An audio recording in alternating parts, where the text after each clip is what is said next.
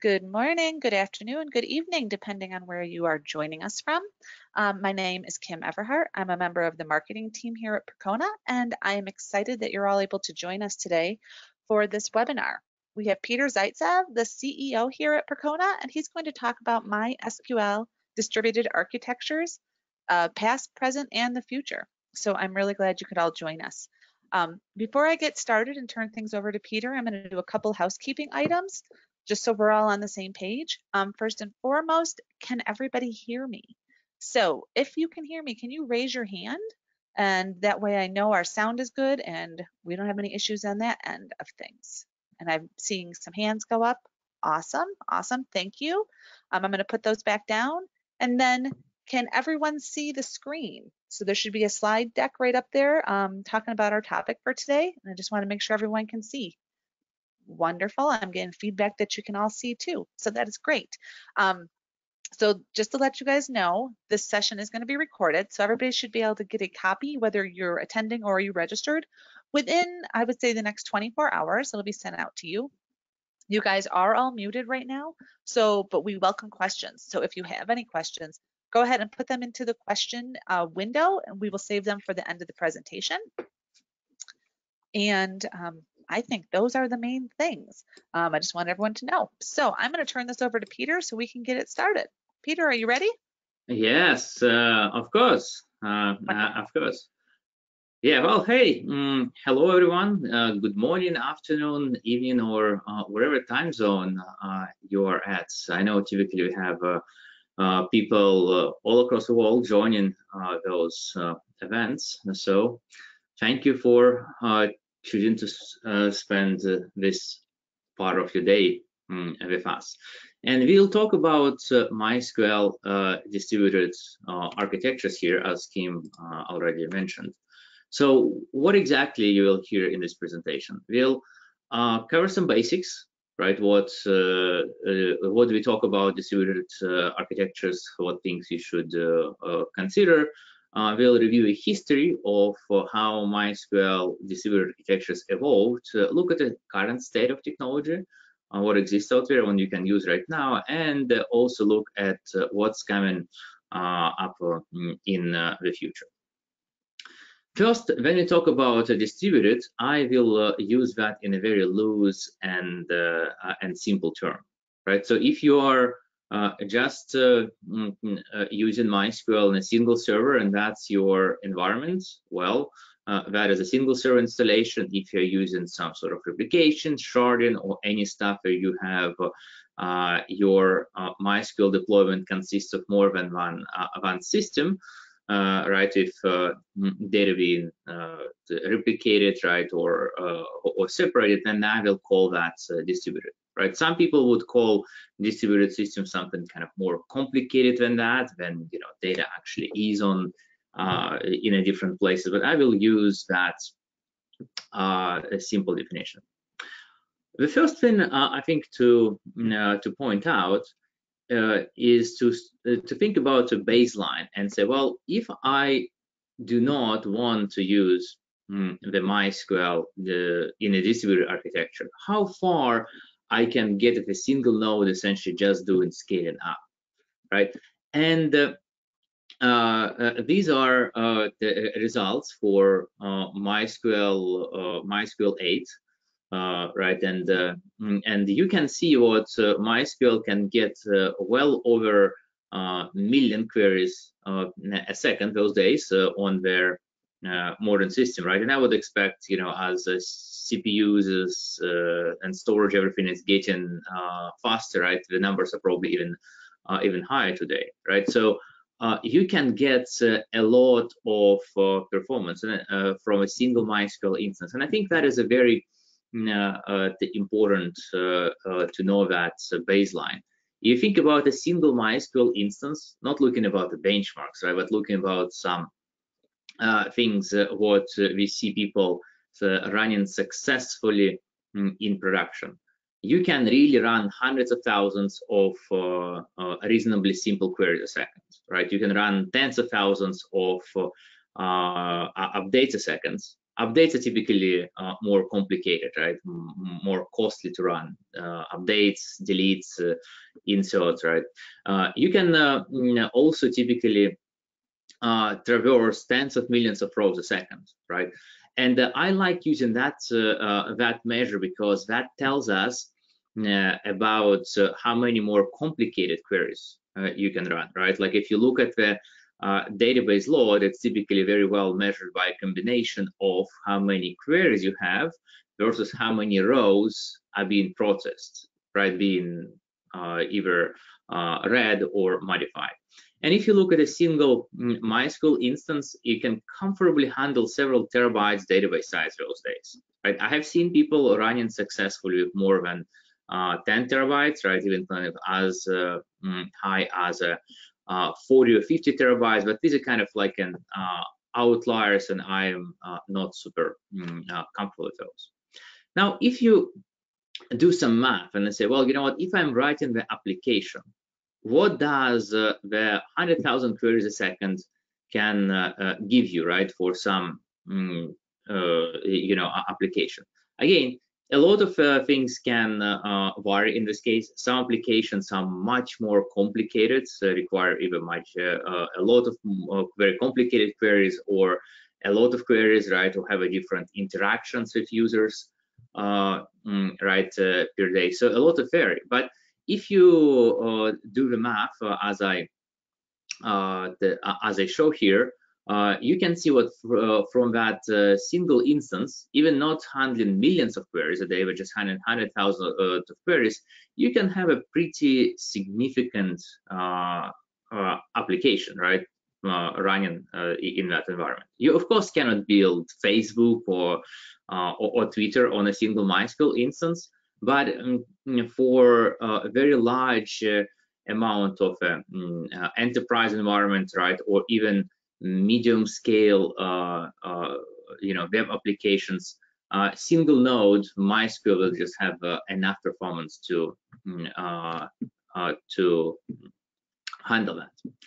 Now, another thing to think about distributed systems, right, is while they bring a lot of benefits, which we'll of course talk about, they also come with some costs, because there is no silver bullet in software engineering, right? And wherever you look, you always have to be dealing with the trade-offs, right? So, for example, distributed systems are more complicated to develop against. You have to understand their distributed nature and how data propagates, what failure modes may be, and so on and so forth, right? Even if you're looking at something as trivial as a MySQL master-slave replication, well, now when you are reading from the slave, the data may not be completely up to date, and you need to, well, know that to implement the correct application behavior.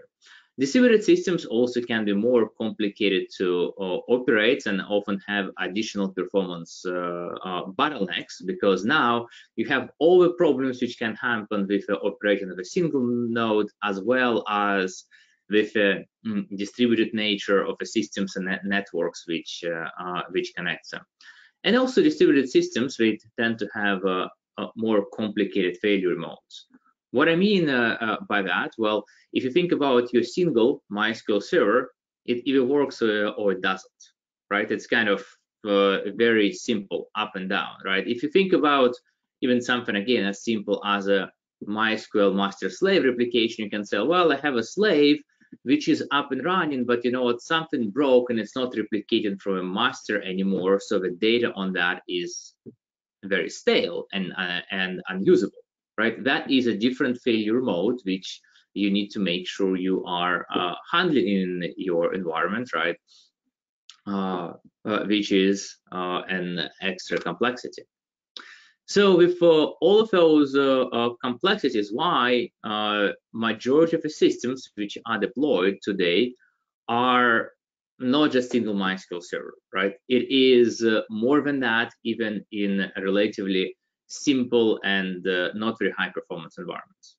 There are three main reasons. That is high availability, scalability, and data distributions. Let's talk about those in more details. So high availability with MySQL. Classically, we have pretty much three levels of the high availability. One is the call standby, something like DRBD, or you have a Sun storage, right? Maybe, you know, if you node failovers in the cloud, you essentially reprovision the same EBS volume to a different you know, computer instance. All of those would be called standby. Then also in the when we're using classical replication, we are using failover, right? In this case, well, it's kind of more of a warm failover, which takes less time, but we still have to elect sort of a new server which takes over when failure happens. And then the third one, which is often seen as a holy grail of high availability, is active-active clustering. When you have a cluster which has multiple nodes, each of them can be written to and read from. And if one of the nodes in the cluster dies, well, you know, who cares, right? That just means what you have, one of the IPs are removed from rotation some way, right? And everything just continues as before. Now, as you think about the high availability choices of MySQL, I would suggest you to think through those few questions. One is, what failure modes do you really want to consider, right? And here is a list of some of those failure modes listed here. Now, what is interesting is when people thinking about high availability, many really think first and foremost about the most simple one, you know, server crash, hardware malfunction, right? Or, you know, the, hey, what if the instance in the cloud dies? And these are relatively simple, and that's typically not where a lot of pain comes. But there are a whole bunch of other problems you need to consider. For example, if you look at large number of long and expensive downtimes, a lot of that comes from developer mistakes. Right, developer deploy the code, which just screws up the data completely. Well, you know what? It can take a long time to unscrew that that data, right, and recover functionality, especially if such code is you know, is for a long time, or intruder actions, right, when you can have you know, wherever if somebody hacks a system, right, you know, like malware or something, then you the things go down and may take quite a long time to recover.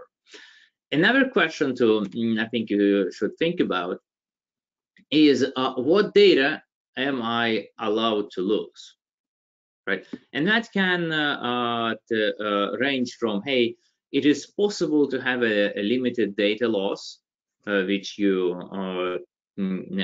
allow, right? In this case, especially in some situations, to no data loss, or in some system, you would also think about that as a kind of holy grail of high availability. Then kind of even transactions in flights are not lost, right? Your transactions, when you open transaction, you need a couple of updates, the node which handled that transaction happened, and it kind of after magically migrate to something else to continue, right? The third one, with no transactions in flight, I think it's kind of lost. I think it's kind of went out of favor recently, right? Because as we're designing our applications, we do not expect the application server to be very reliable, right? And because we should assume application server can fail at any time, right? There is, well, no point to optimize for the transaction in flights to have no loss. Now, a lot of people like focus on that, say no data can be lost in any circumstances, right? But if you really look at all the failure scenarios which can happen, no data loss in every scenario can be really very expensive. And you know what is a funny thing I find is in many cases when I talk to people and ask them, hey, what is your approach to data loss? And they say, hey, we don't accept the data loss. I will ask them to explain me how they really achieve that. And then it's very clear what in their environment, the data loss can actually happen in certain environments. They just to choose to, believe what it doesn't. I guess there is a comfort in not knowing. And the third one is how quickly do you need to recover? Is it immediate, seconds, minutes, hours, days, sometimes, right? And again, the Holy Grail is maybe saying, well, you know what, I want to have an immediate failure recovery from any failure, but that is super impractical and expensive. Now, one thing I like to think about here is about the difference between high availability and disaster recovery, right? Those terms are similar, but I think that they are really quite different, right? And you need to evaluate those situations very differently. Now, if you think about the high availability, I look at that first and foremost as a simple failures, right? For example, as a failure of a single server, right, or single disk volume and stuff like that, which are very common. Now, what is interesting in this case is what those simple failures are actually becoming common in the modern world. So, for example, a decade ago, when we used to run majority of our databases on a physical hardware, some good reliable server, right, probably would be very likely to live for at least like 5 years if no crashes, right? Have a RAID, which you can have a hop swap hard drives, ECC memory, and all the jazz, right? So, pretty reliable. Then virtualization was added, when we moved to the cloud, when we don't expect that much. You probably do not expect those data to say, oh, I will trust this cloud instance in average to go down, every 5 years or so, right? It's much more, failures are much more frequent than that. And if you go into even more modern cloud native phase as a Kubernetes, the assumptions are what the pods can actually be, killed at pretty much any time, and this is kind of semi-normal behavior, right? So we are increasingly getting the failures more frequent, and that requires handling high availability seamlessly without really impacting your users, very important. And at the same time, when I speak about the disaster recovery, I think about some massive failures, right? Think about maybe your whole data center was, went down, right? Or maybe you had something with, security incidents, what somebody kind of logged in a database and dropped all the tables, which was replicated through all your environment. These are very rare, and typically for them, well, a longer time to restore the service will be required, and it just does not make sense to think about them the same way and have the same recovery requirements around them. Another thing to note is the realities of the speed of light, right? This is also quite interesting for me, is because if you talk to their people coming up with kind of a high level requirements, when they do not understand technology or physics, they want this kind of a holy grail, saying, hey, I want a database which is distributed across worldwide, all the continents. I can read anywhere, write anywhere, and my updates are immediately propagated, right? And well, it just doesn't work this way. right? I mean, it takes time because of a speed of light to do the synchronous replication from data from, I don't know, from US to China, right, or something, which is not trivial compared to the network speed in the data center, right? And so what that typically means is that you have to be making a choice between the synchronous replication, in which case, well, it's slow, it's a very high performance penalty, or we have asynchronous data propagation. There, the delay happens in propagation, and obviously the data loss can occur in this case, right? If the node, right, or set of node fails before the data could be migrated from that to other locations. Now, scalability is another reason, obviously, to use distributed systems. And when you think about scalability, it's good to think about those three different things which we scale, sometimes separately, sometimes together, with the scaling reads, scaling writes, and scaling the data size. And not all technologies are good for every of them, right? For example, using the MySQL slaves, deploying several of them, is actually fantastic in terms of scaling reads, right? Because you can essentially every slave can handle as many reads as your master could, right? And it is fantastic approach, but it's very poor for scaling rights, right? And the data size has its own implications. Now, also, in many cases, we have the systems where the data distribution is required through a wall, right? That especially applies to their modern applications, web applications, which often serve an audience worldwide. What happens in this case is first, you may have a user latency reasons, right? Like, for example, if you have a application which is hosted in in US, then somebody in Africa is unlikely to have as good latency accessing that, just because of speed of light and state of communication infrastructure.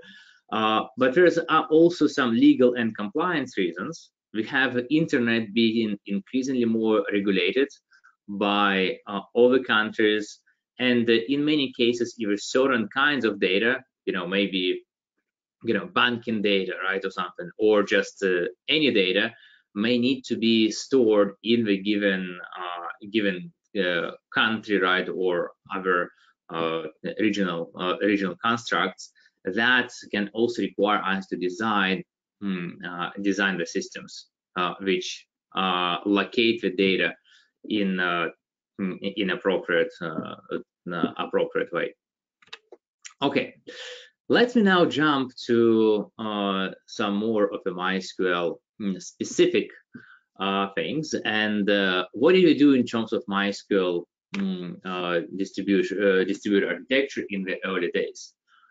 We would use MySQL classical replication, right? That was good scaling reads, not as good as scaling writes, right? And in many cases, you would see even people to scale reads massively would create as much even like a tiered replication. Then you would have a master with a few slaves, and each of them has even more slaves, and sometimes you would have as many as 150 replicas, right? That's something I have seen in early 2000s. That means many copies of data, and it's kind of worked, but it was not very efficient. If you look at the classical MySQL replication, that is how it works in a high level, right? You have a master which stores all the changes in the data into a binary log, which then transferred through a network and spooled in what called relay log on the slaves, which are then later applied to the slave asynchronously, right? So classical MySQL replication means asynchronous and data propagated with delay. in many cases, delay maybe just a few milliseconds, but you know what? Sometimes, especially if you overload that replication channel, you may have a replication log being as high as hours, days, or I've even seen weeks in certain cases, right? Which is, well, data on a slave wouldn't be quite up to date.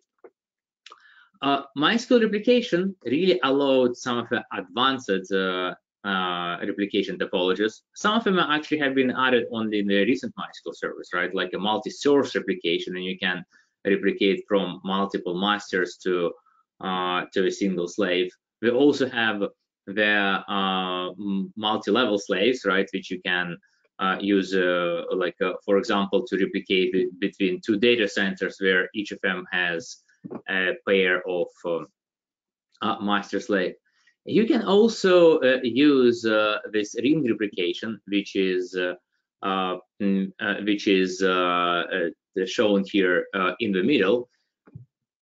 And this is example of something which you can, but you really shouldn't, right? I mean, this is really very fragile deployment type. It's it looks good in the presentation, saying, "Oh, look at what kind of cool stuff you can do with MySQL," but it is really pain to operate, and it can have a very complicated, recovery scenarios.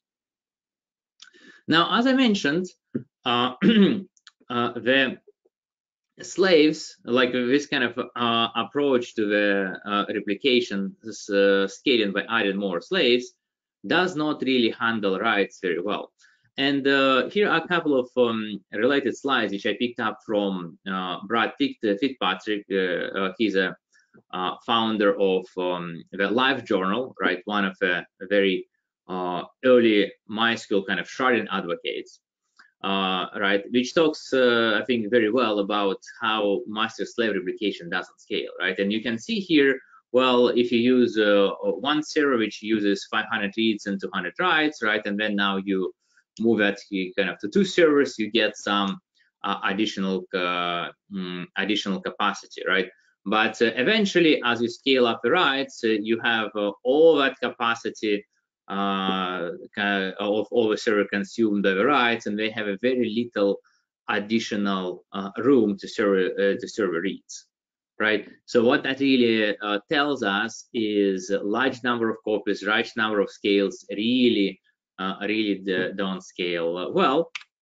And this is why LiveJournal back in 2004 they have already implemented the sharding architecture, right? That you can see in this case there would be the global cluster which stores the metadata, and then all the user accounts would be placed on all those kind of different servers. And I think what was very interesting in this case, right? That's still in the time when you would treat servers as pets, right? Not as cattle as we do it those days, right? You can see the servers actually would be given some, human-like names. What are the other problems operating replication at scale we had? Asynchronous replication, again, data which is not up to date on the slaves. Replication which is not crash safe. That means, for example, if you the slave crashes and reboots, right, there may be problem for it to restart that, right? And even more problems if you have a master which crashed reboot, right? And so on. We also had a problem of replication breaking with non-atomic DDL, which actually was only fixed in MySQL 8, right? So it took really decades to get that resolved. For a very long time, we also had a problem of a single thread replication, right? And that means, and that meant what really we were getting servers with many CPU cores available, but because replication would be single thread, that's really prevented from being able to use all that resources. Statement-based replication, that also had a lot of interesting problems because there have been a lot of edge cases discovered. Then you would see statement-based replication. Statements that use a different give different results on the master and the slaves, right? And cause replication to be out of sync. There was a lot of work done to try to control that, prevent that, but really this problem was only fixed later in MySQL when row-level replication was used, at least for some statements. And then the problem with replication is in automated failover, right? Because if you look at the classical MySQL replication, it is pretty dumb, right? I mean, you have master, you have a bunch of slaves, which are just, reading the data and applying updates. And if that master died, well, all the slaves would just, sit out there stupid and waiting for master to come back so they can reconnect and and continue, right? There is no automatic failover. Somebody else volunteering and saying, hey, master died, so I will become a master now. So nothing like that, right? And that was a very problematic. Right. Now, if you think about the sharding, a lot of people would approach sharding first and foremost about a query routing, right? Saying, hey, you know what? How can I implement something, maybe even something very simple in my applications to route the queries to different nodes? And that is actually some of the more simple problems you have to deal with at scale. Much more complicated is how you're going to run the multi-shard queries, right? That's the queries which technically would need to aggregate information from multiple shards, and also figuring out how to reshard, rebalance shard, and things like that, and especially do it online, right? And that is always required, right? I have seen many people who would say, yeah, you know what, we will not have to deal with that. We really found a way how we put the shards appropriately, leave enough space so we'll never ever need to move the data around. But then it's always through a couple of years you would have a couple of shards running too hot and you need some data to move off them, which can be a problem if your sharding solution is not really designed for that. Now, another thing I think what the MySQL community recognized very well is what, while MySQL is good for many things, it's not good for everything, right? So for example, full text search, MySQL is not great for that. If you need to index something larger than your home DVD collection, its full text search just does not scale in the same way as something like Elasticsearch. Now, caching the data, MySQL can be very well supplemented with caching stuff and memcache or Redis, right? And I think we did a survey and we found, I think those days at least like 60% of the applications are using either MySQL, memcache, or Redis to supplement MySQL with caching and get better performance. There is also a lot of non-relational storage needs for which non-relational storage engines, MySQL, MongoDB, Cassandra, Couchbase can be fantastic, as well as cloud-only solutions like the DynamoDB is pretty cool. And then also MySQL is actually pretty bad at handling complicated analytical queries, and that is where we see solutions like Hadoop, Spark, ClickHouse, Redshift, MariaDB column store, right, can be used instead of trying to do those things on MySQL, on MySQL, right? And with data often kind of being replicated and migrated from the primary data store MySQL to the secondary data store to serve those additional queries. Another thing to mention would be MySQL NDB cluster, which is kind of very interesting, right? Because this is technology which came out first as an in-memory technology, but then it added some on-disk support as well, which had automatic sharding before that was really even popular. And if you look on paper, it solves a lot of problems which we describe in terms of problems. And it's really look like a very cool technology, but in practice, it got a very limited traction. Right, so wherever I go and ask, hey, how many people you are running NDB cluster here? Maybe I have, you know, see a couple of hands. Many people try and find it's kind of very complicated to operate in reality, even though on paper it looks pretty cool. Okay, let's look at what is going on with distributed MySQL now. The first thing to note is sharding is still the king, right? I mean, if you really look at the large applications, right, then sharding MySQL is the only way to go, really, right? I mean, maybe you're going to implement your own sharding or use, you know, something built in, right, something available from third parties ready to use, but you will need to use sharding on the large scale. Now, I think what is interesting with MySQL, because MySQL did not come out with sharding early enough, when a lot of systems they had to build their own sharding to solve that problem, right? For example, the folks like Facebook or Twitter, right, wherever other large MySQL users, they would essentially implement their own MySQL, which implements sharded MySQL.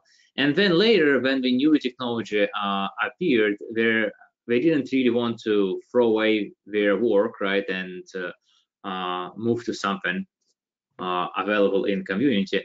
And frankly, I think that prevented some of the technologies in this space from succeeding, right? You would find many technologies like Scale-Arc, Scale-Base, right, who tried to build some sort of proxy-based sharding, and then they didn't quite succeed.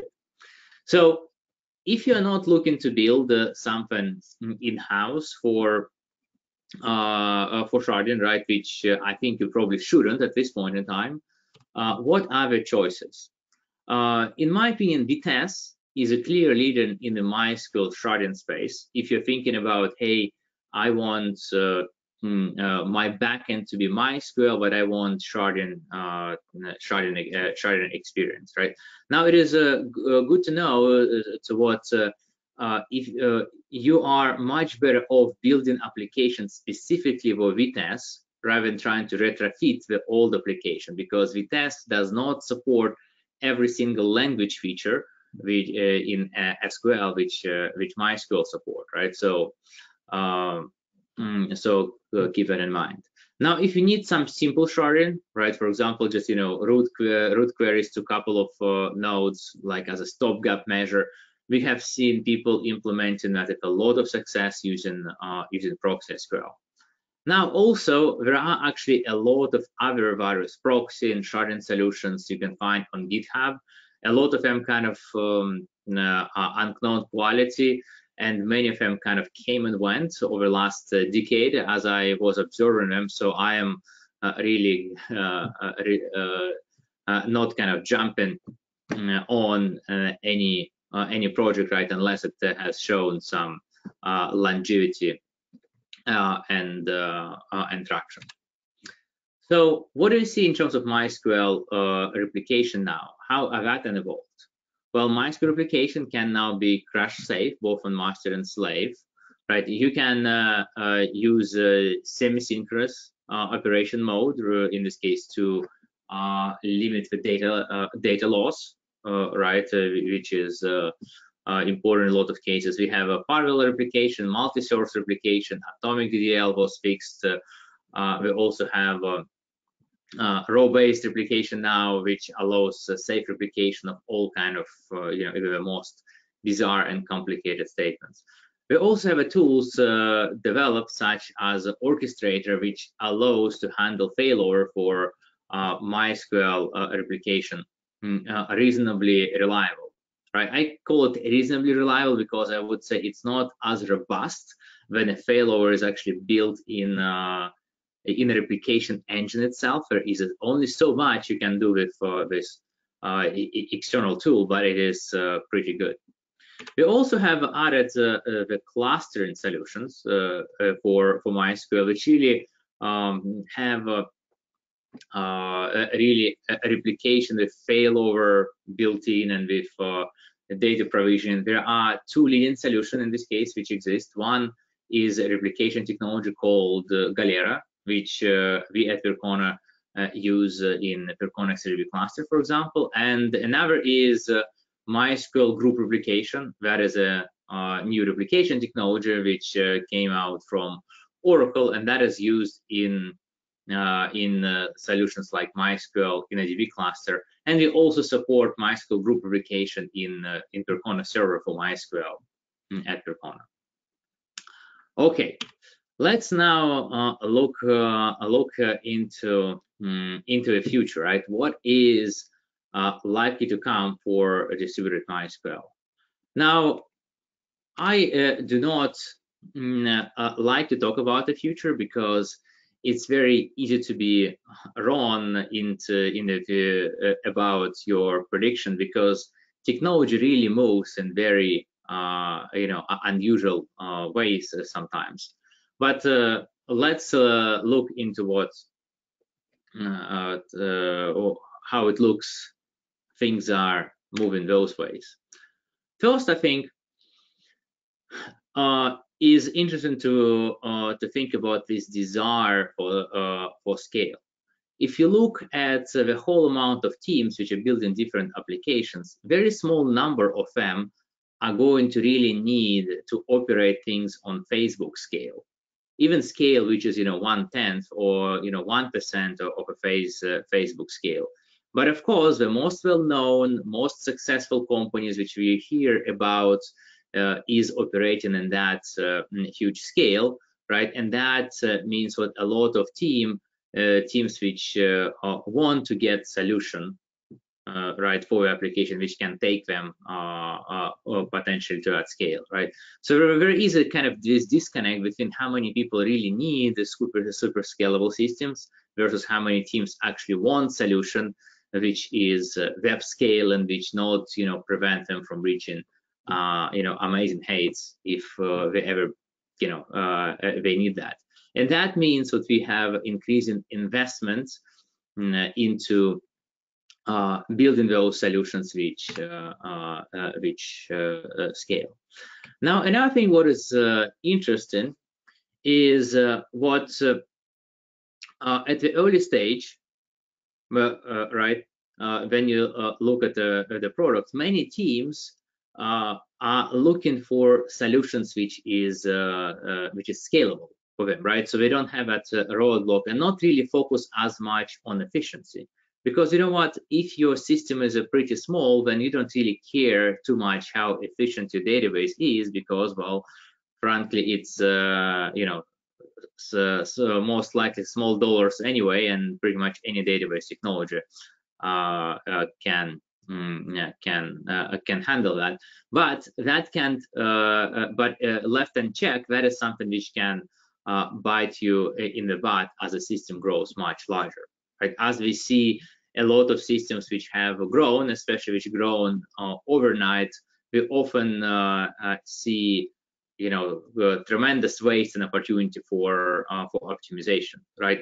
So, for example, if you look at the recent cases with COVID-19, we see many educational companies, right? For example, really had to increase their load sometimes 10 times or more, and as we look at the system, we find a lot of opportunities for improvement, right? Improving performance, reducing costs, which we didn't really think about.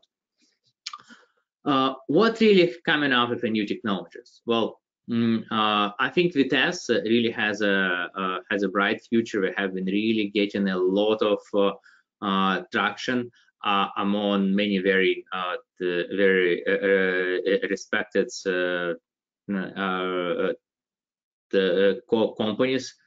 So I think they are really has the best chance to be in the standard of a MySQL sharding solution right now. I also think what the Oracle will need to have some solution for MySQL. I mean, I do not know why kind of even kind of more than a decade ago, when this solution was need was super clear, they still did not build it, even though of course they had all resources. And I think so major clouds will jump on that as well, right? Obviously, Google, Microsoft, Amazon, Alibaba, they all also need solution for MySQL at scale, right? Because current solutions, even something like Amazon Aurora, they just do not cut it, right? They do not allow you to really run things at a massive scale. Maybe just a couple of times bigger loads, bigger systems than single node MySQL. It just doesn't make a large difference. What is interesting in this case, though, is while we do not have a lot of movement in the MySQL space, in PostgreSQL space there is some, right? Like there was a sharding solution, Citus Data for Postgres, which was bought by Microsoft and integrated in their cloud solution for Postgres as a hyperscale, right? So there is that. There are also some cool new SQL technologies which are available those days. These are kind of top 3 which I am looking at. There's actually more, but this I think is the most interesting. Yugabyte and CockroachDB. These are the 2 technologies kind of which are both Spanner inspired and which both talk PostgreSQL protocol, right? Which allow you to build massively parallel databases, right? Which really are built from the ground up as distributed database, not using MySQL as a base, as happens in the case of Vitess. And there is also TiDB by PimCap. This is you can think about a similar concept, but TiDB uses MySQL protocol, right? So if you're really looking for something which is massively scalable and also somewhat MySQL compatible, then TiDB is their database you may want to check out. Now, a couple of other, I think, interesting trends which we see happening out now. One is this very interesting trend of a separation, storage, and compute. When you say, hey, you know what, you really want to scale those separately, and we're seeing some new generation databases coming up, typically now in a more analytical space than in transaction processing space, which are able to run, for example, over S3 storage, right, or S3 comparable storage, which we know can be really scaled to very large volumes and performance numbers.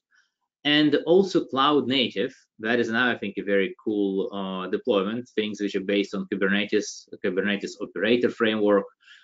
For example, you can do really a lot of cool stuff with automation, right? The Vitess is actually built on Kubernetes, and so from the Percona side, we have Percona XRGB cluster operators, which really allow you to reduce a lot of their management, right? Which you typically would do manually, can be automated in the Kubernetes environment. Now, another thing which I think is very interesting is what a lot of innovation now happens in a MySQL space in database as a service only. All right. So, for example, if you look at Amazon, there a lot of focus with MySQL innovation is focused on Amazon Aurora, which is obviously something you can which is not open source and you can only run in Amazon environment. But similar things actually happening with Oracle when some of the improvements, such as you may have heard about like some rapid storage, right, which is kind of analytical engine optimization, right, is expected to be only available in Oracle Cloud with MySQL. And I think this is kind of a very interesting question: to what extent we will, which features we will have available only in database as a service environment, and which will be really available in open source MySQL or other open source databases for all of us to run. Well, with that, I am almost at the end of my content, and I just wanted to cover a couple of things before we get to a question. One is I wanted to let you know, or remind, probably many of you have heard about this already, what we are taking Percona live online this year, and we will have a full 24 hours of non-stop open source database content, May 19th and May 20th. We would encourage all of you to register and attend. That is going to be pretty cool stuff. And then another announcement is what Percona XGB cluster, which is actually our state-of-art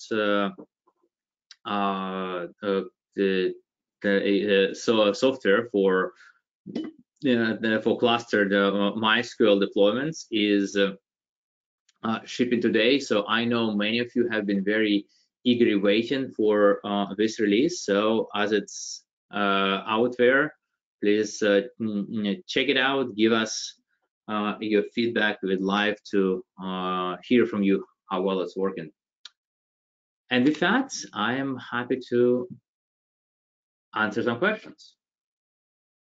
Thanks, Peter. So we did have quite a few questions come through while you were giving the presentation. So let's start with the first one, which is, what is the best sharding solution for MySQL?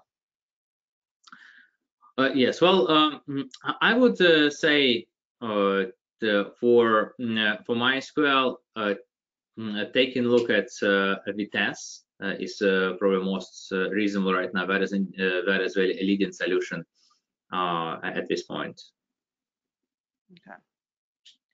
Okay, great.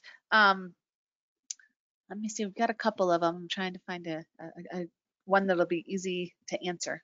Oh, so someone just asked. So I'll just address this since you brought it up. What's your take on Vitess? Is there a better solution for a distributed MySQL architecture? So yeah, so I would kind of maybe extend my answer. Right? I think there's two very different philosophies how this distributed database are built in a MySQL space. One is they say, hey, you know what, we are essentially building the distributed system from the ground up, and there is a lot of benefits in that approach because, well, you are building the system from the ground up is designed to be distributed, right?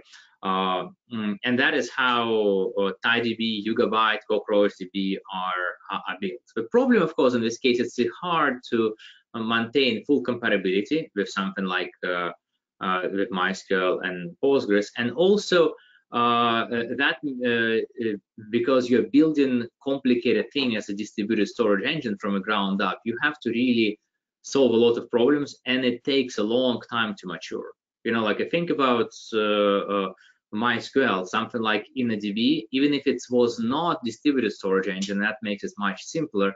It took at least a decade to mature, right? Or think about things like file systems. You know, how long would it take for something like a ZFS or XFS to really mature so you can absolutely trust the data? It takes a long time, and that is a benefit of what Vitess approach has, which essentially works as a proxy, right? And the actual data store is, in this case, is used is stored in a MySQL, which is a very mature, very secure, very well understood, right? So these are two different approaches, right, which both have their own benefits and drawbacks.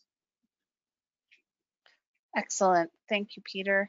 Let me get you another question that comes through. And I do want to mention, since we're talking about Vitess, we are having a partner webinar in just a few weeks with Planet Scale. and they're going to be discussing a little bit more about Vitess and Kubernetes. And I dropped the link for that into the chat window if anybody wants to check it out. Okay, so here's another one, and I hope this makes sense when I'm reading them. Does master-master Percona Galleria cluster provide more write-through than a single master?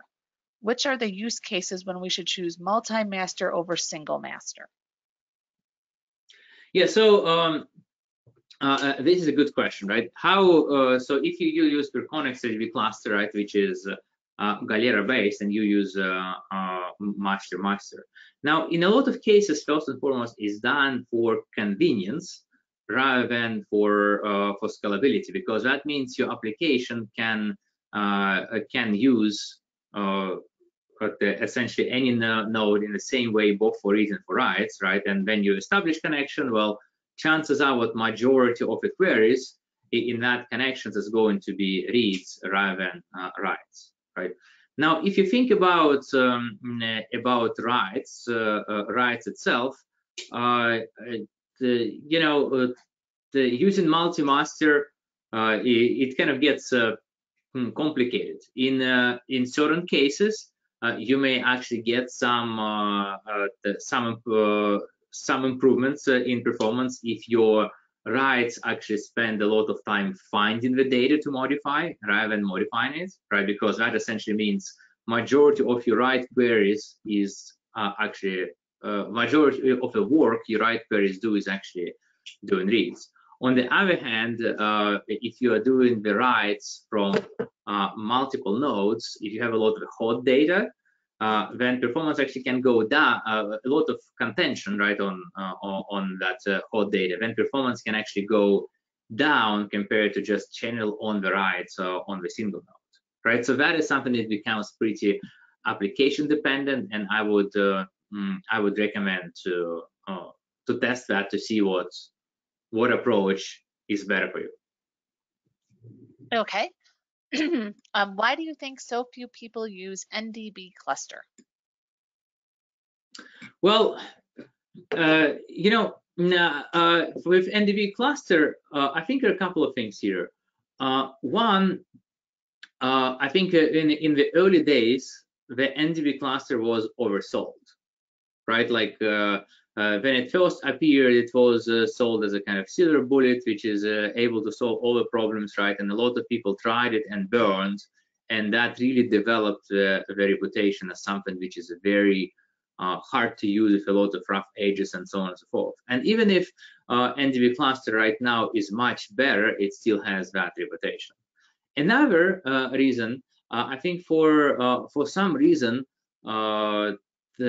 it's not really invested in a lot of in marketing. You can think about MySQL team at Oracle, then almost not speaking about NDB cluster those days, right? I mean, it's MySQL in a DB cluster, JSON, doc store, all the jazz, but not as much about their NDB cluster. I think from a product standpoint, they seems to have focused that on relatively kind of niche the use cases, like maybe telcos and so on and so forth, right? And not focusing that on, conventional web applications, right? As a MySQL is focused on.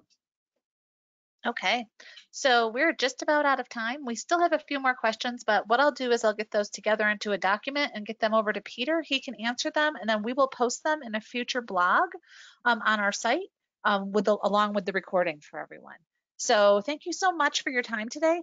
I do have a quick little poll before we go. Peter mentioned Percona Live Online, and I just wanted to see if everybody get their opinion on it. So I'm going to launch it right now, and let me know what you think. If you're excited, if you can't make it, or you want to learn more about it because you didn't know anything about it before you heard Peter discuss it. So we'll put the poll up for a few minutes, and then we'll close out the webinar. So thank you all so much for joining us today. I'm going to drop my email in the chat room. If you have a question about Percona Live Online and you want to learn some more, just drop me a line and I'll make sure you get some information and you can register. It's completely free and it's going to be really great. We're really excited about it. So with that, Peter, thank you so much for your time today. And thank you everyone for joining us.